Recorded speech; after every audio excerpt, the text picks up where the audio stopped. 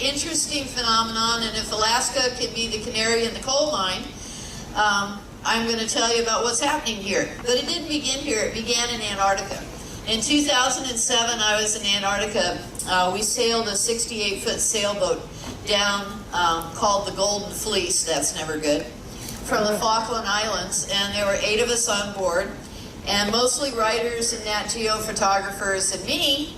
And I was doing what I always do, trying to get good fluke shots, trying to figure out what I was going to write about this experience. And it was really incredible. And at the Chilean station where we went to meet some Chileans, we met some botanists who were looking at plants and collecting plants. And I hadn't seen a lot of plants on the peninsula, but they showed me their specimens and they said something real. My Spanish is not terrific, but I understood what they were saying when they said Pleistocene.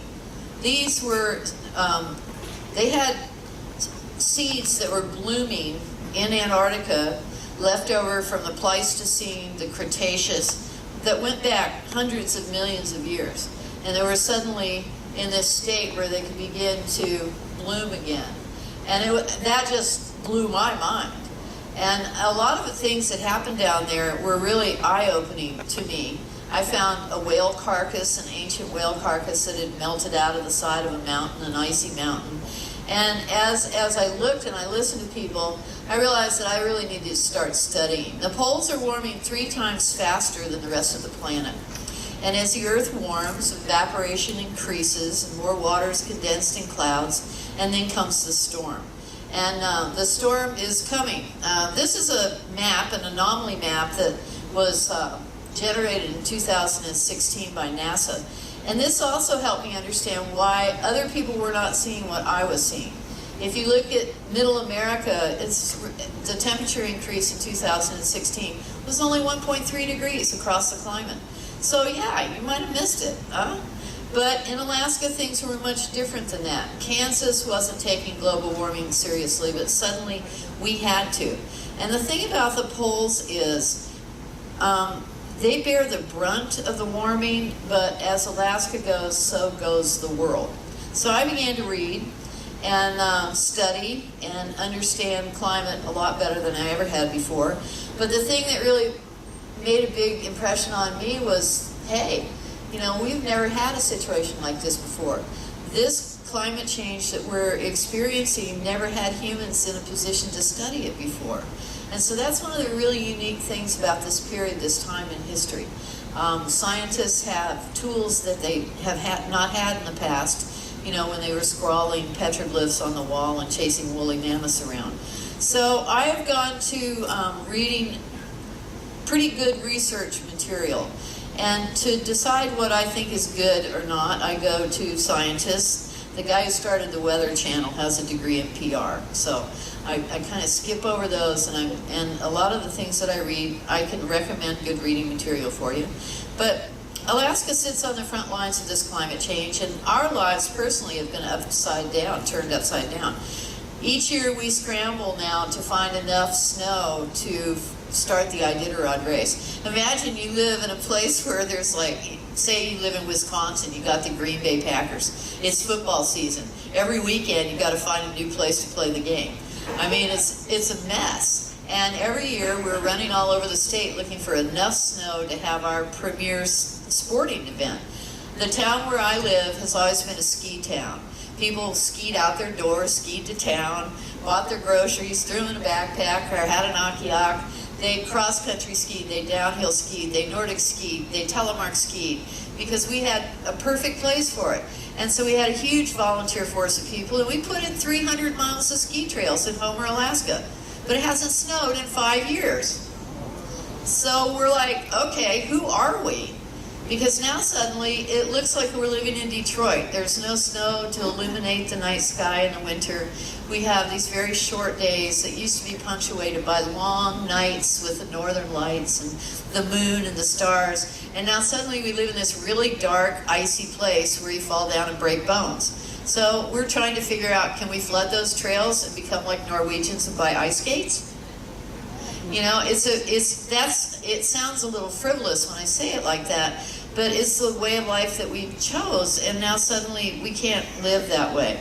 On a more serious note, elders who have learned to read the ice around Alaska, people who have lived along the Arctic coastline for 10,000 years can no longer read the ice. And every year we have more and more fatalities of people who are out hunting, subsistence hunters. They misread the ice and they perish. So, in Alaska, things are changing. We're seeing ample evidence of a warming world. And when you're a scientist, you try and look at all kinds of convergent science. So you're looking at all things to see if they come to the same conclusion. And we're seeing sea level rise, river temperature increases, shrinking ice sheets, declining sea ice, glacial retreat, extreme weather events, ocean acidification, decreased snow in some areas, and counterintuitively, increased snow in others. What does that mean?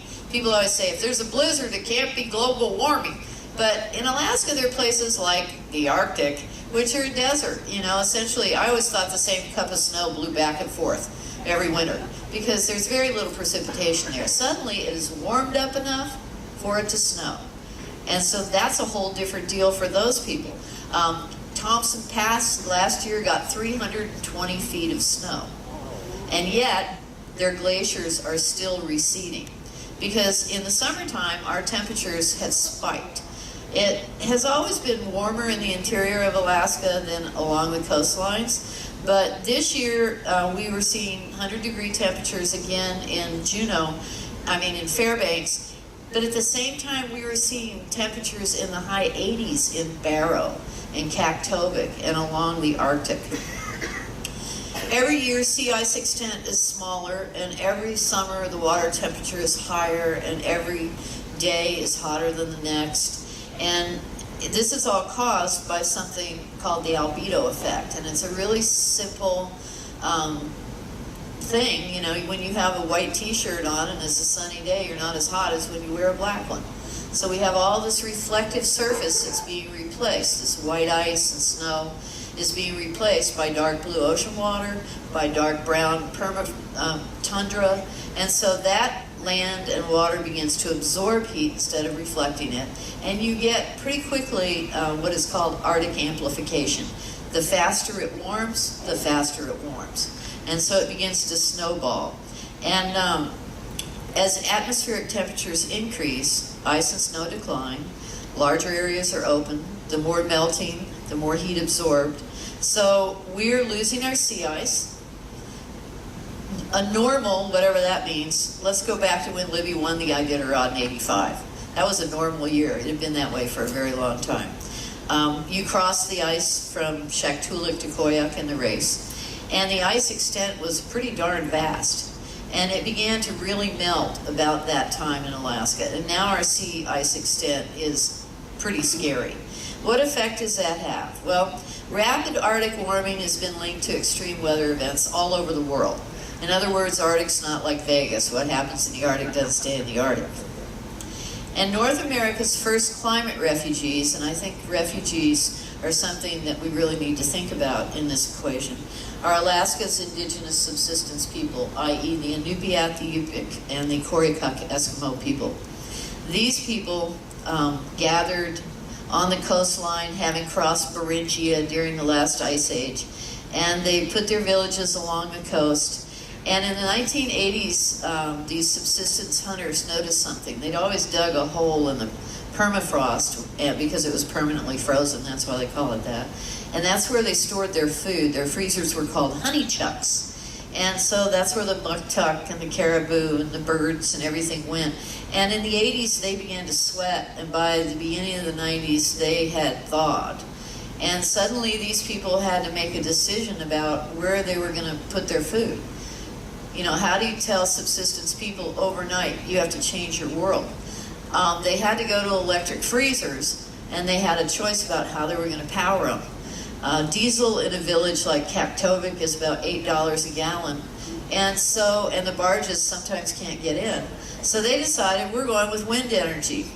This is one of the bright points of what's happened in Alaska. The coastal villages of Alaska are almost all using sustainable forms of energy. And they put up windmills in the 90s, and now their freezers are run by wind power. They're also investigating solar power. So that's good news. Bad news, The evus are gone now too. Evus are what is known as flying ice, and in the fall when the shore ice meets pack ice, it pushes together much like plate tectonics and builds these giant mountains of ice, exactly like plate tectonics. And if you've ever read any Arctic exploration, you know, these guys are on these sleds and they're going over these pressure ridges and they're battling through them. Well, they aren't there anymore. And they served a really huge purpose. They protected the shoreline. And now when the typhoons come through the Sea of Japan, up along, following the warm Japanese current, and crash into the shoreline of Alaska, we have villages that are being washed out to sea. In fact, we have 18 so far that we know we have to replace immediately. They're not going to last another year or two. So villages like Newtok, it's going to cost $180 million to move Newtok. And 18 is just the beginning. So this is the cautionary canary in the coal mine story. Look at the United States, look at the world, and think about increased storms and how much coastline is inhabited. So how do we move these 18 villages? Well, if you know anything about Alaska, you know it's a red oil state. And very, very conservative, and they don't want to spend $180 million to move a village. So the other solution is you tell people who've lived on the land for 10,000 years they need to move to Anchorage. Anchorage is now the biggest native village in Alaska. And the people who live there are struggling to figure out how do you have a subsistence culture in an urban area. And I just think about people like, you know, I'm sure there are people out there, I've seen a lot of people on this cruise who worked really hard in their life. You can always tell they walk like this. They kind of favor their shoulder, you know, they're tough, they're rangy looking. And you think about maybe they're living on their grandfather's ranch or their great-grandfather's land, and that land means more to them than anything. What if you're living on land that's been in your family for 10,000 years? You know, it changes who you are to lose it, to have to leave it. In Alaska, 100,000 glaciers are losing 75 billion tons of ice every year and receding quickly. We all saw that science is not in dispute as you drive up Tracy Arm dodging the icebergs and into the area. But I have this really hilarious thing that EIS did with NOAA to show the Mendenhall Glacier and how much it is retreated. And I love it because, you know, there's all this beautiful music available to put behind slideshows, but they went out and hired a demented bagpipe player. So it's this particular favorite of mine since I'm Scottish.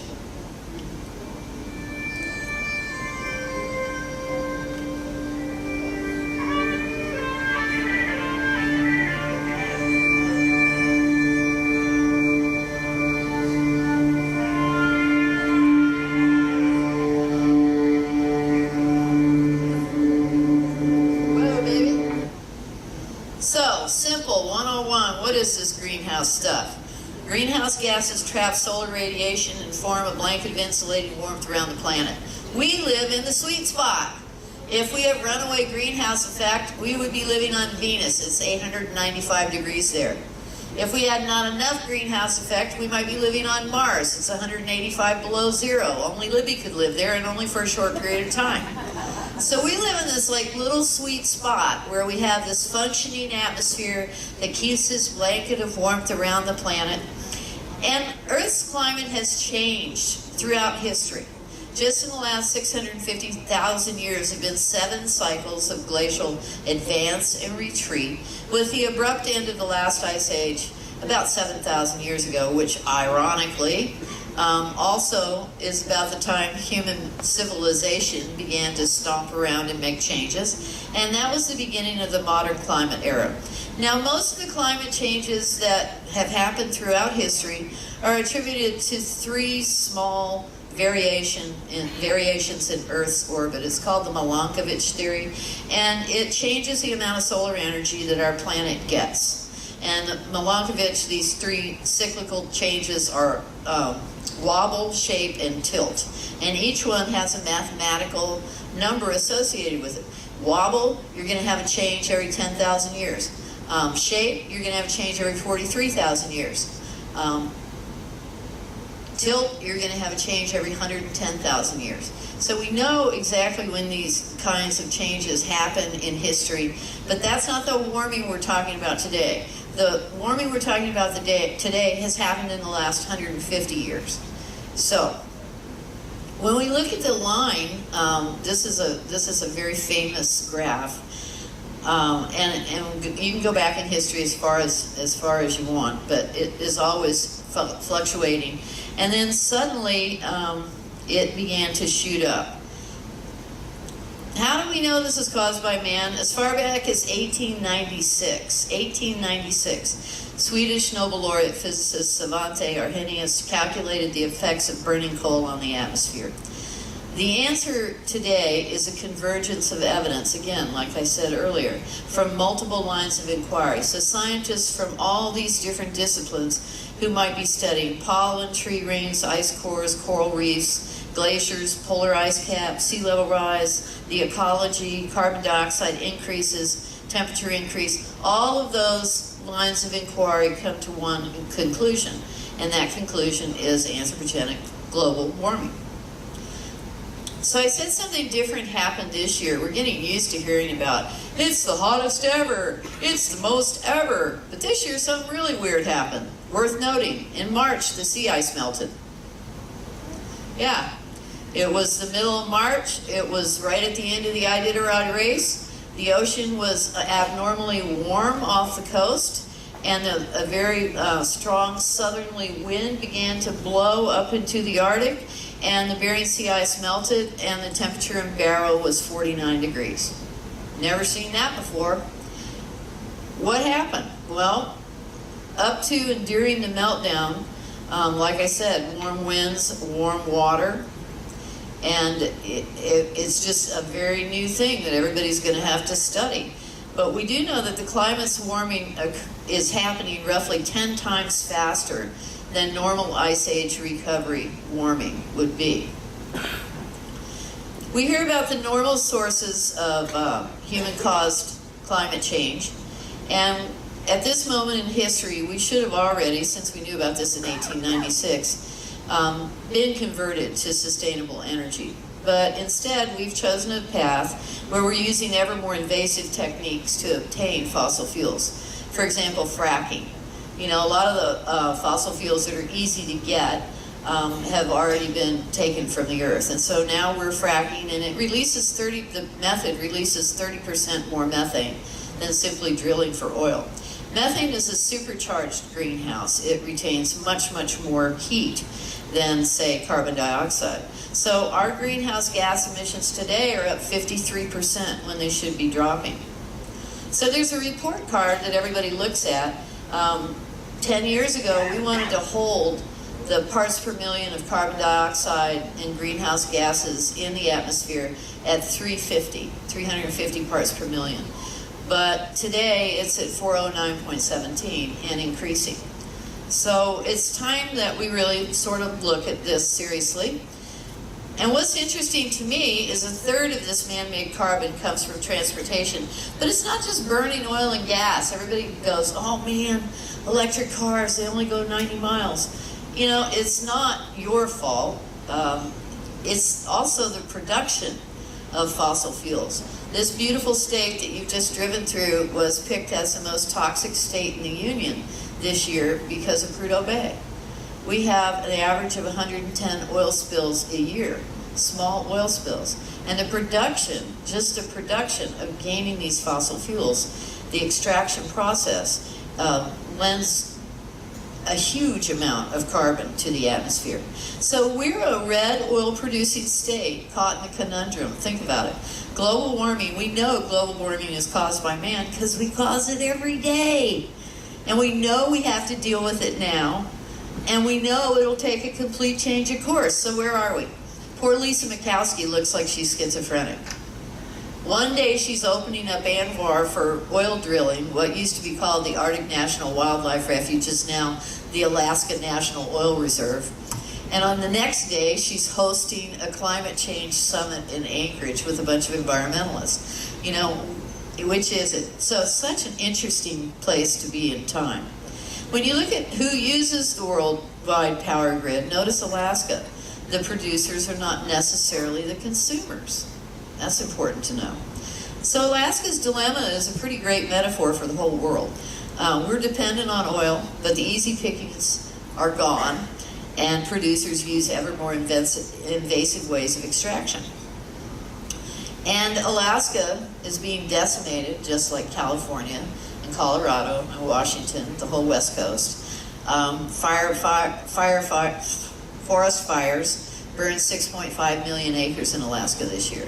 You don't hear that much about it because there's not too many people in Alaska. There's only 700,000.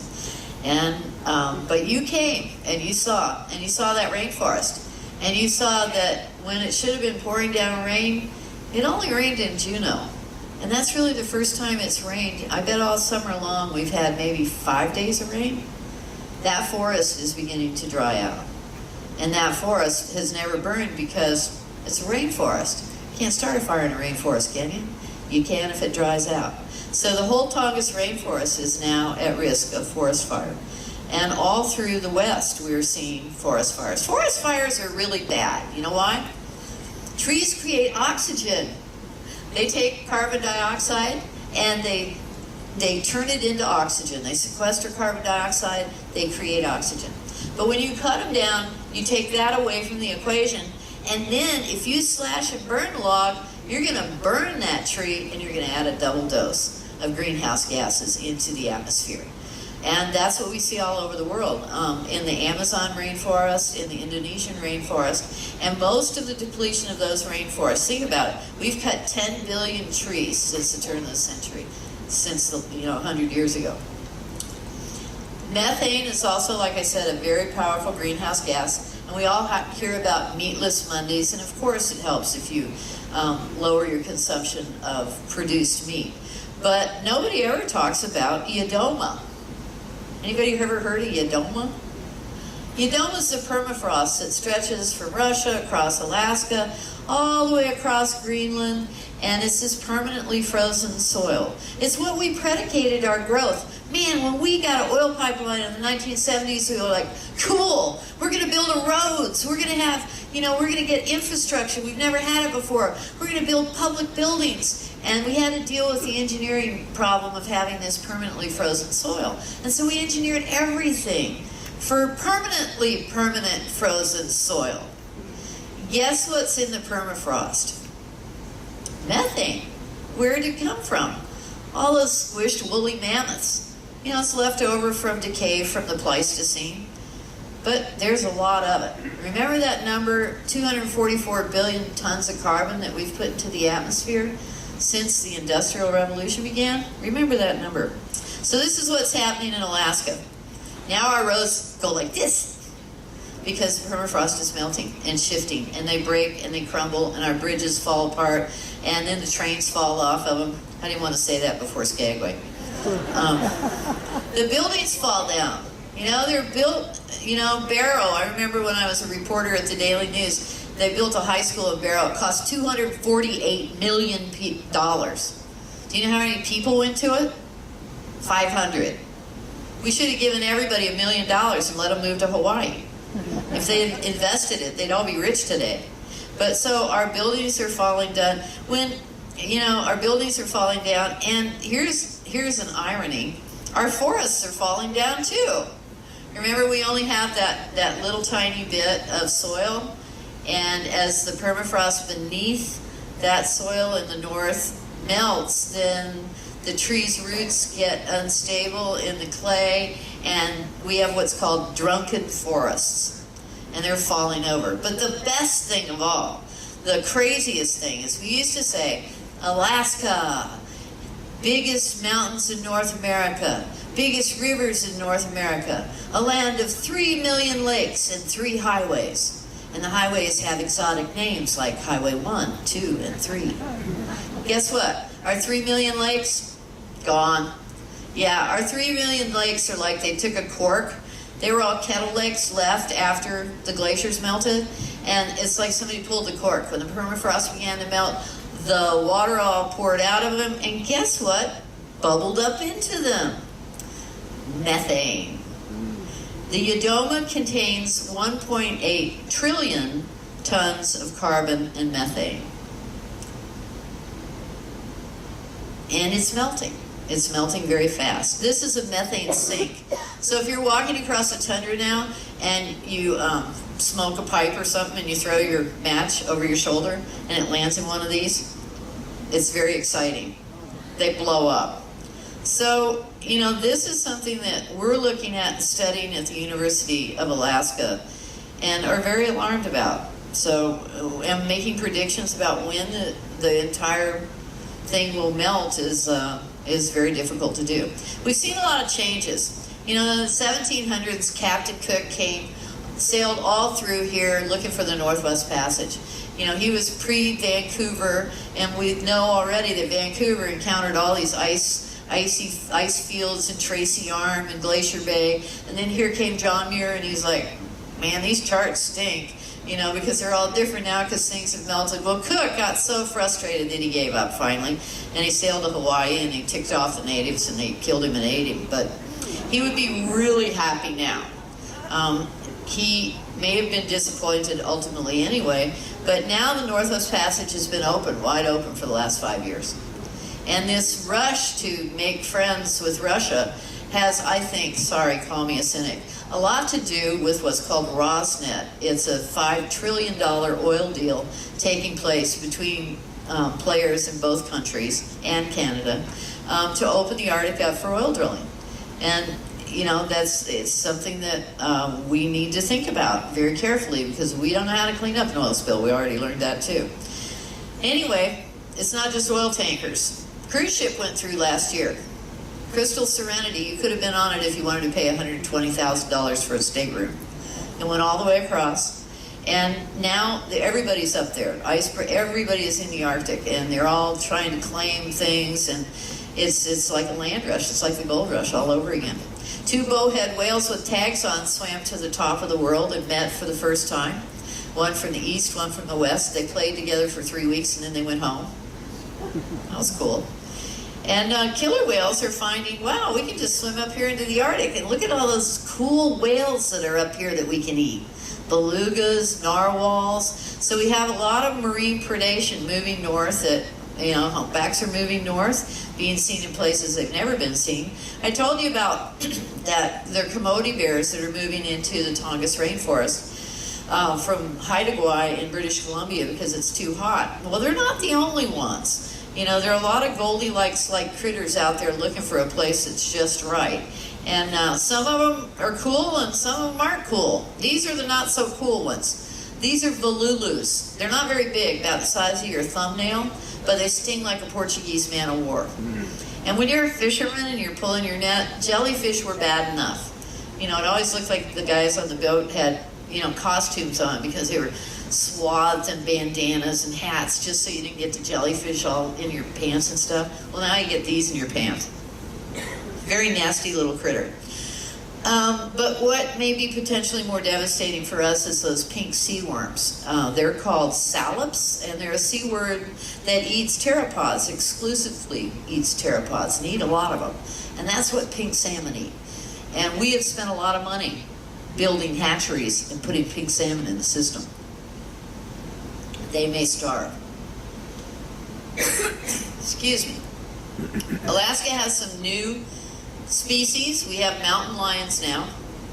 They've been spotted all the way up as far as Anchorage.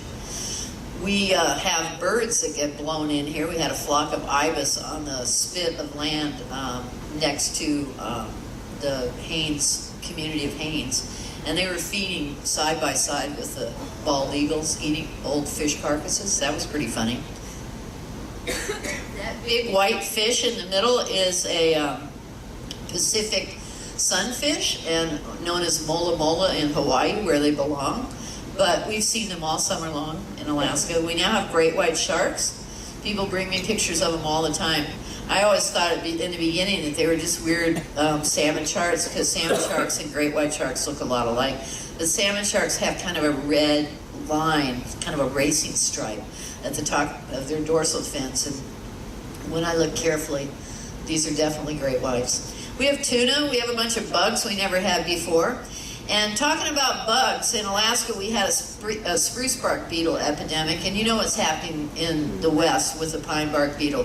Well, what happens is, you know, these insects, because it's not cold, have the ability to reproduce twice in a season instead of once. And so you have double the number, and then there's no die-off because of cold. And so we're being ravaged by these infestations. The spruce bark beetle killed every spruce tree over 50 years old on the Kenai Peninsula. So, you know, when you have dead wood, you have fires. When you have fires, you know, you're adding carbon to the load. We used to say Alaska had no ticks, no fleas, no snakes, no cockroaches. But now we have cockroaches, we have fleas, and we have, yuck, ticks, and I think snakes are not far behind. So insects move into a system. Some of our king salmon on the Yukon River have lice. Some of our red salmon in the river systems in southeast have lesions. You know, it's not a healthy habitat. I wondered what happens if you're an animal that's evolved over millions of years to turn white when it snows and turn brown when it thaws. What happens if it doesn't snow anymore? And you're like a target running out there across the tundra. Whoa, look at that little hair thing, dude, you know, and everything's after you. Well, what happens is you get a 68% higher mortality rate. What happens if the rivers melt early? So the caribou, porcupine caribou herd, about 3 years ago, the river, we had a really warm spring. And caribou are one of those really kind of ancient creatures, and they have like this biological clock that they go by, and nothing gets in the way of it.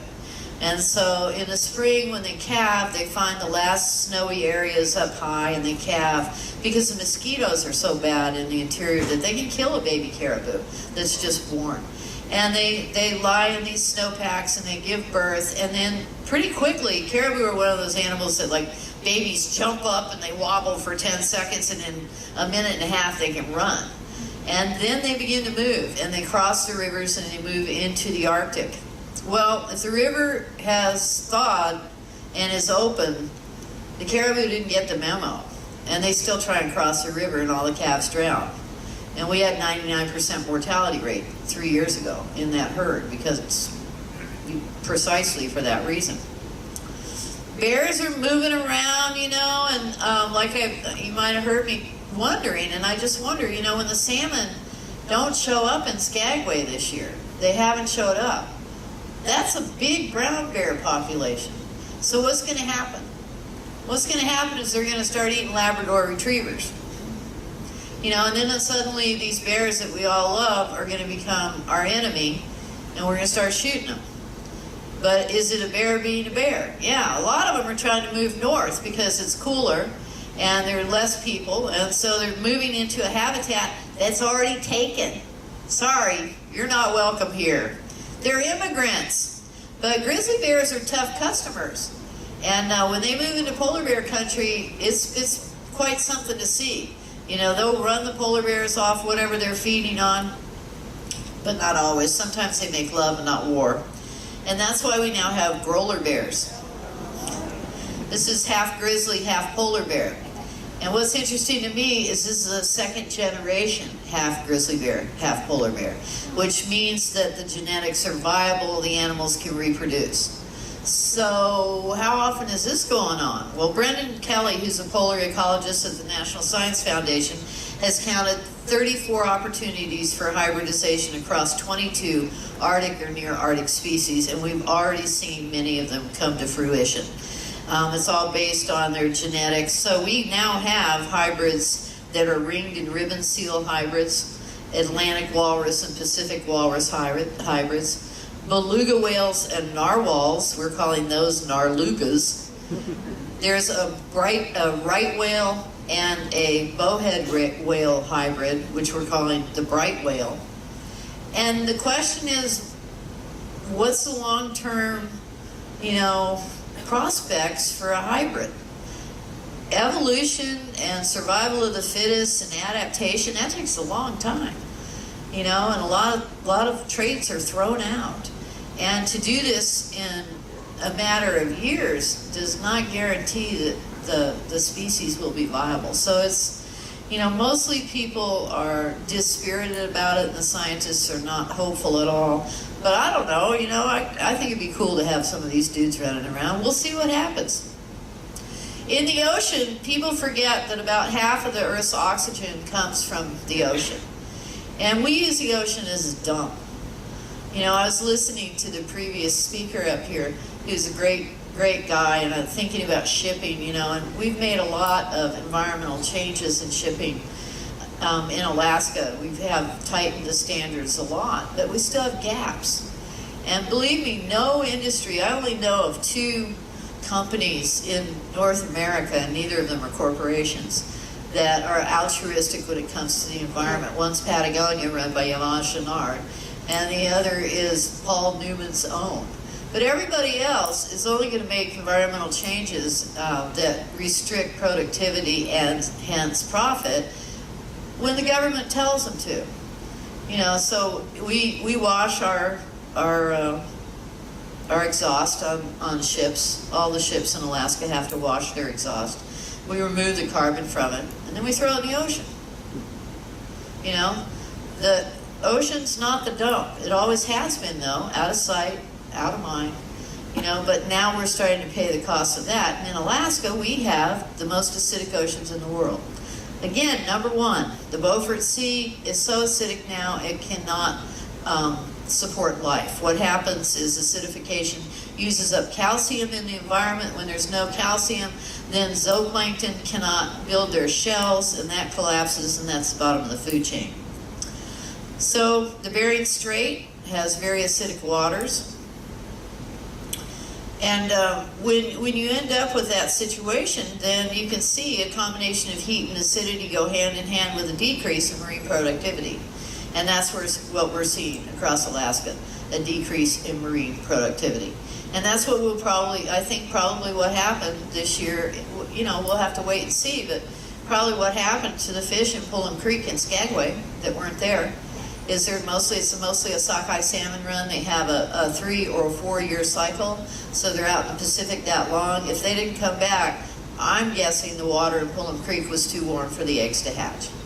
So they never even made it out of the creek. So that's something we're going to have to be looking at. When you don't have zooplankton, then you don't have life because it's the bottom of the food chain. And in Alaska, in the last 10 years, we've had many unexplained mortality events with starfish and sea otters and sea lions and whales and murres, a lot of seabirds. And the thing that brought that home to me most of all was, the most favorite thing kids in Homer, Alaska do when they're growing up is play in the tide pools. They get down on the beach in the tide pools and they find sea cucumbers and they find hermit crabs and they're picking up all these little sucker fish, and there's just cool stuff in the tide pools. And our tide pools are empty. What happened to the little weird dudes that used to swim around in there? In 2015, we sort of got a clue, and it was called the blob. That scientists always name things really interestingly, I think. And this is a very, very austere name. But what happened was in April, a warm water lens, remember that stratification? And that stratification in water can be caused by temperature. And a very warm water lens formed off the coast of California. And it quickly spread and extended. It extended all the way up to the Chukchi Sea in Russia and all the way down to the tip of the Baja Peninsula by the end of May. And the first catastrophe was sea lions in California sea lions. The sea lions had given birth. Everything was fine, and then suddenly all these emaciated babies started washing up on shore. And everybody's like, what the heck is going on? What the heck is going on is that warm water lens was pushing the plankton bloom down deep in the water. The adults could dive down there and eat the bait fish that were feeding on the plankton, but the babies were too small to do so. So once they stopped nursing, they began to starve. Well, California, I couldn't believe it. They rescued like thousands of baby sea lions, rehabbed them, waited until the blob dissipated, and sent them back out into the ocean. I mean, they were ready for something like that to happen. In Alaska, we were not ready for that, and as you can see, the death toll was quite high. When you have things like this happen, an unbalance in the system, scientists begin to look everywhere for the answer. But there's so many co-occurring events, in addition to superheated water and acidity, things like overfishing and runoff and radioactivity and chemical and plastic pollution and seismic testing and the Navy blowing up stuff in their war games, that it's really difficult to point a finger and say, you're responsible for those 30 dead whales, because they can always cop out of it. But you end up getting these weird anomalies out there, and we see them when we're out on the ocean every day. You know, Olga and I drove over many jellyfish blooms in the last few years. Jellyfish blooms that were miles long, something we'd never seen before. Just last week, up on the bridge, all the guys came running over to me and they go, why is the ocean red? And we were driving over a huge patch of red tide that was headed into Victoria. Humans have to face the fact of a warming world. One scientist I know put it this way: there's some risks that we can't do anything about. Like if we get hit by an asteroid right now, let's hold hands and sing Kumbaya. But humans have a funny way of ordering their priorities. If we learn we can do something about a situation, then our priorities change. And I mean, a good example of that is we used to think pestilence was one of the 4 horsemen of the apocalypse in Revelations, and it was the result of an angry God striking back at the children on earth. But then we found out about vaccines, and we figured out sanitation and antibiotics, and pestilence, just turned out to be bad public health. So we know we can change things. I always laugh when people say humans can't. You really think humans did this? You really think our actions had this effect? It's impossible. And yet I look at bald eagles and condors, and you know, Rachel Carson wrote Silent Spring, and John Kennedy read it, and within 3 weeks, DDT was banned in North America. We used to run behind the mosquito sprayers in Florida when I was a kid. You know, there'd be dead rabbits falling on the sidewalk. We never made the connection. But, you know, I mean, we banned DDT and suddenly bald eagles are back. Somebody asked me as we were coming in, what was the range of bald eagles, you know, in North America? They lived everywhere. That's why we picked them. You know, national symbol. And they're now coming back everywhere, but people haven't seen them. And how long did that take? Rachel Carson, 1976, boom. It took, you know, 40 years, and they're making a huge comeback. Sometimes you just have to do no harm. During the last major natural warming event 35,000 years ago, North America lost 85% of its megafauna. The current rate of extinction now on Earth is 1,000 times the natural, or what we call the background rate, which is 1 species per year. It's greater than anything the world has experienced since the dinosaurs disappeared 65 million years ago. So it's all kinds of little things. It's not just the polar bears and the walrus and the Arctic fox. It's all kinds of plants and you know, lizards and bees and yeah. 1 bear could eat 20 fish in 1 day. Everybody has their areas of self-interest, and ours, of course, are salmon. For the most part, I come from a fishing family. Michael fishes commercially. This year was really interesting. He really worked hard. Oh man, he took a lot of risks over his career. He'll be 40 this year, and I think about the really dangerous first boat that he owned. And then he moved up, got a little bit better boat. He moved up and got a better boat. He's got a $100,000 boat payment due this fall. And his fishery completely failed in the Aleutian Islands. So he pivoted. Boom, he was ready. And he went to Prince William Sound. And then we got the tariffs on the Chinese on fish. And Prince William Sound wasn't that great. You know, this is affecting Alaskans tremendously. You know, how do we pivot? How do we figure out another way to live without salmon? Because the whole ecosystem in Alaska depends on salmon. And it's crazy. I've tried to really kind of explain that throughout the week. Salmon are trying. You know, like I said, some of them, we were studying salmon in the Kitsisna Bay lab, and they had tagged some fish with transmitters, and they went into their estuary, and it was too hot, and they split, and they swam up glacier streams, and they spawned. I mean, they're trying to adapt. Polar bears are climbing down cliffs and feeding on birds' eggs. Never seen that before. You know, so they're working at it, but there's a really high cost to all this stuff. And it's important that we begin to really think about, you know, in Alaska for sure, our own carbon footprint and what we can do. And it's more than past time that we ask tough questions. I know a lot about Exxon because of the oil spill. I didn't know them from Adams off Ox before that, but after the oil spill, I knew a lot about Exxon. And Exxon made $1,700 a second for decades in profit that they shared with their stockholders.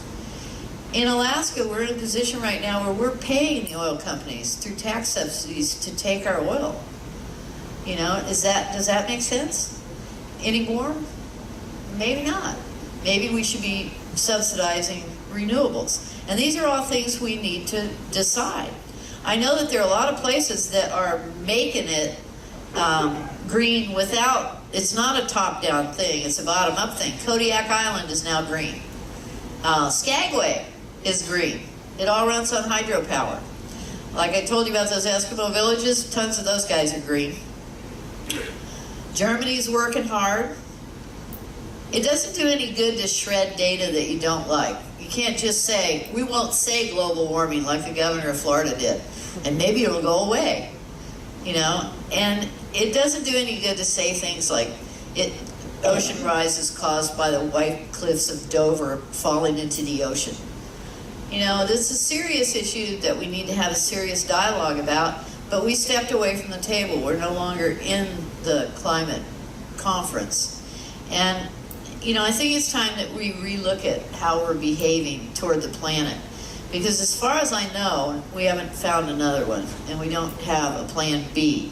So I think we need to take heart from our successes, and we need to think about what it was like in the past when we didn't care for our environment. I always think of when the Cuyahoga River burst into flames in Cleveland.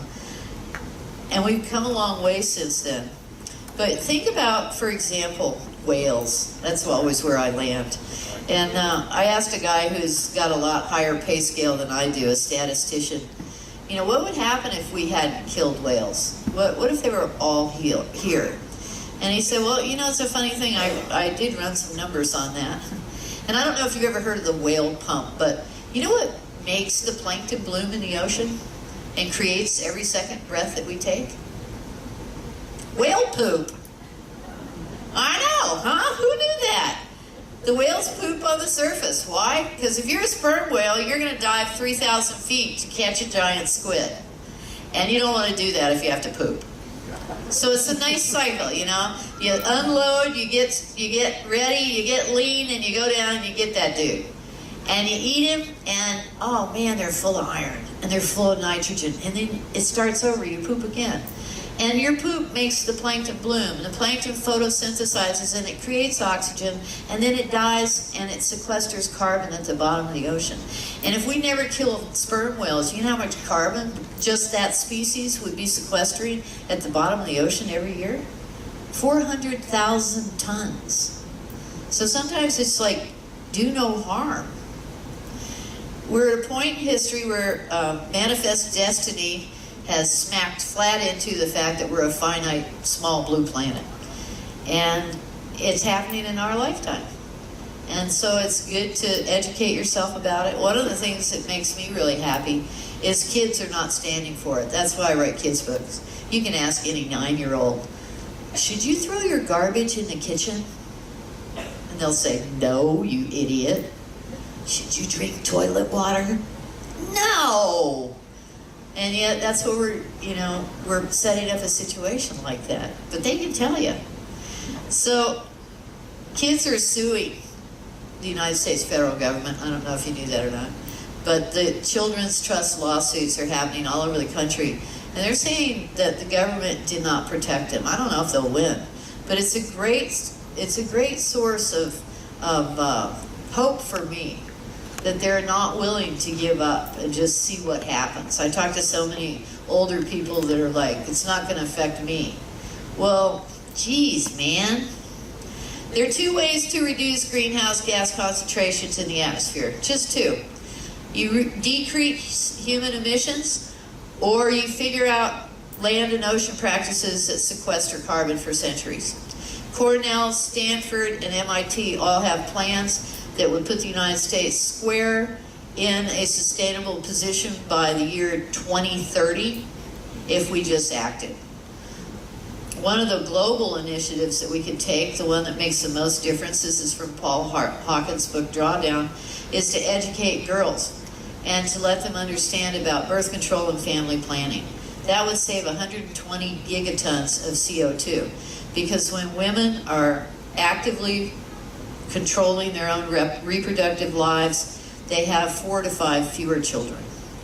We think about that in the U.S. and we just can't imagine it because our birth rate is declining.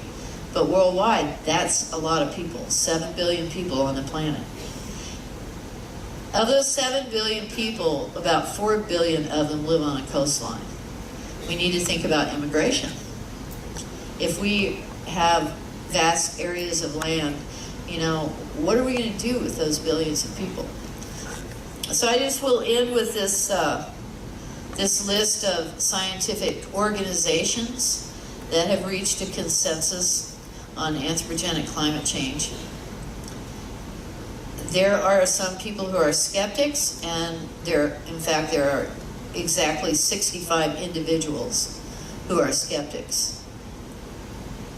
So let's see. Anybody got any questions?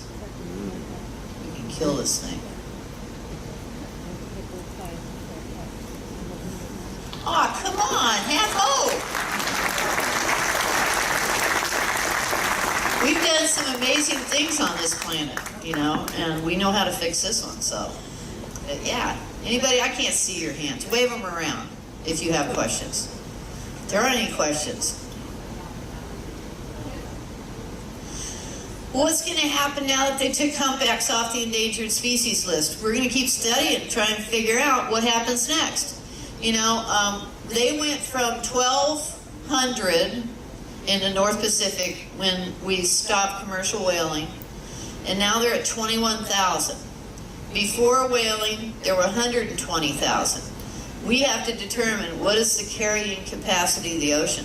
And this is something I was thinking about this morning. Do we really want 7 billion or 8 billion people and no whales and no trees and even if we could somehow be exempt from the laws of nature and we would exist and nothing else would make it, even if that happened, what kind of world do we want? That's kind of the question you have to ask yourself at this point in time. And then it's just figuring out details. Once we have a clear vision of what kind of world we want, it's figuring out the details. You probably didn't hear that question. Yes? Are you actively recruiting or teaching more science in the schools, preparing for this sort of inquiry of what's going to happen and how to fix it? What a good question. I would never answer that question if somebody didn't ask it. Are we preparing our students in our public schools for a world when they need more science and they can understand it? Okay, so we were trying to do that.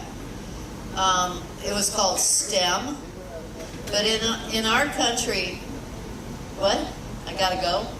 I'll answer this question. I've got a Q&A tomorrow at 2 in the piazza, and I got to give these guys a boost. The next people that come in here is the Tracy Arm Experience, and they're really cool and beautiful, and you want to see it. Anyway, to answer the question, bottom line is no, and we have people working actively against that happening.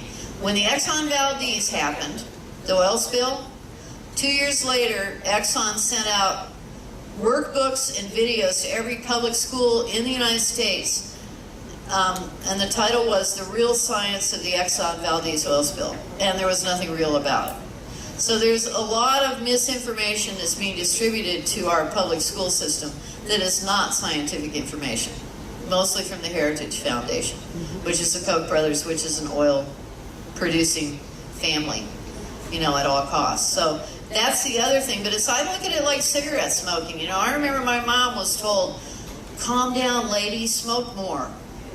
Those cigarettes will calm you right down, you know, and they worked really hard, the tobacco industry, to hire doctors that would say that to people.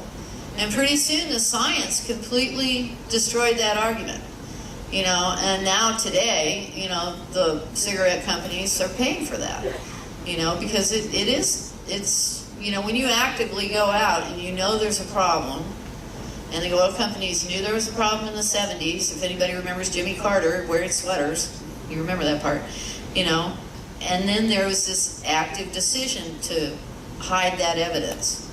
You know, when they made that decision legally, they messed up. You know, because eventually they're going to have to be judged by history. Okay, more questions tomorrow at the Piazza. See you then.